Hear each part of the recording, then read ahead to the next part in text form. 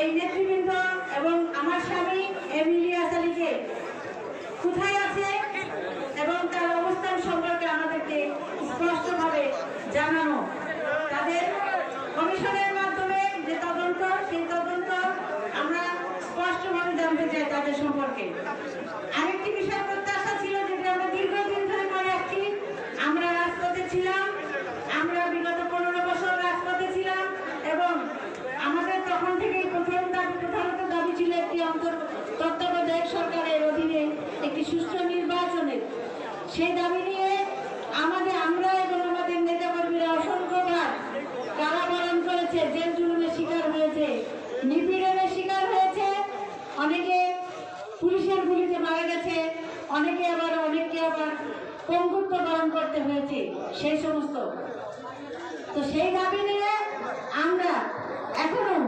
আমরা প্রত্যাশা ছিল যে বর্তমান সরকার, যে অন্তর্বর্তীকালীন সরকার ক্ষমতায় এসে একটি নির্দিষ্ট কিছু বিষয়ে সংস্কার করে আমাদের একটি নির্বাচন উপহার দিবেন, সেই নির্বাচন। কিন্তু এখন আমরা দেখতে পাচ্ছি বিভিন্ন ধরনের ষড়যন্ত্র, বিভিন্ন ধরনের বক্তব্য, যে বিভিন্ন ধরনের কথাবার্তা বিভিন্ন জন বলছে বিভিন্ন ষড়যন্ত্রের অংশ হিসাবে।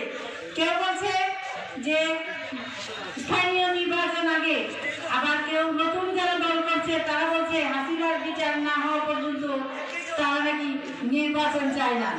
তো আমি তাদেরকে বলতে চাই যে নির্বাচন বিচার একটি দীর্ঘতম প্রক্রিয়া, যে সময় সাপেক্ষ বিষয়, সেটি একটি চলমান প্রক্রিয়া।